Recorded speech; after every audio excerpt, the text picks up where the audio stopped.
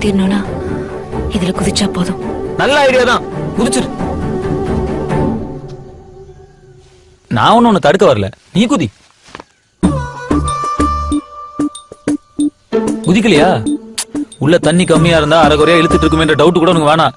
உள்ள இருக்கிற பாம்பு உன்னை போட்டு தள்ளிடும், நிம்மதியா பொட்டுன்னு போய் சேர்ந்துடலாம். அந்த படி கீழே தான் நேத்து ஒரு பாம்பு பார்த்தேன். என்ன சாவ போறேன்ன பாம்பு நான் பயந்துட்டேன். உனக்கு என்ன பிரச்சனைன்னு கேட்டாலும் தேவையில்லாம அடுத்தவங்க விஷயத்த தலையிடாதுன்னு சொல்லுவேன். எதையுமே பாசிட்டிவா எடுத்துக்கணுமா? பெரிய வாழ்க்கையை கொடுக்கறதுக்கு முன்னாடி கடவுள் பெரிய கஷ்டத்தையும் கொடுப்பான். இந்த உலகத்துல சமாளிக்க முடியாத பிரச்சனை எதுவும் இல்லாம.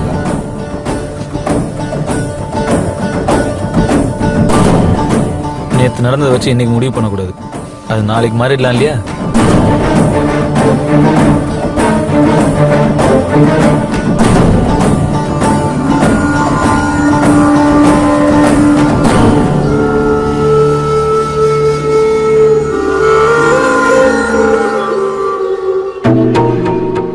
இந்த மாதிரி மொட்டை கிணறு மாட்டு கோட்டைக்கான்னு ஃபீல் பண்றதுக்கு பதிலா கோயிலுக்கு போய் முருகனை கும்பிட்டேன்னா மனசுக்காவது நிம்மதியா இருக்கும்ல.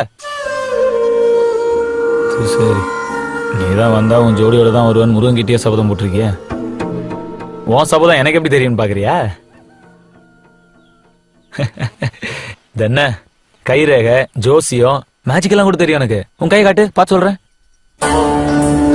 ஐயோ, நான் முகத்தை பார்த்து என் வரலாறு சொல்றேன். 6 வயசு வரைக்கும் வாய் பேச முடியாம இருந்தவ தான் இந்த மகா.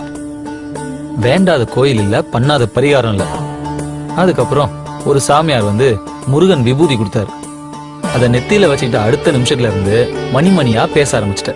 கரெக்டா? அது மட்டும் இல்ல, பழனியில முருகன் சன்னதியில கல்யாணம் பண்ணிக்கிற மாதிரி கனவு கண்டிருக்க. கரெக்டா? இதெல்லாம் உனக்கு அந்த மாதவ கவுண்டர் சொல்லிருப்பாரு.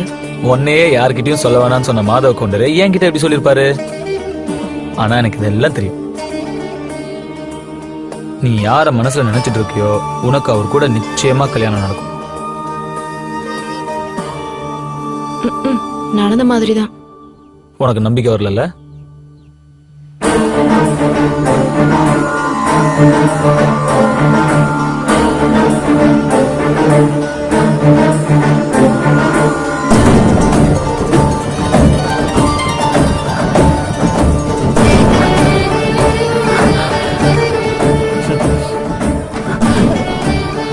இப்போ நடந்துச்சுல அதிசயம், அந்த மாதிரி உன் கல்யாணமும் நிச்சயம் நடக்கும்.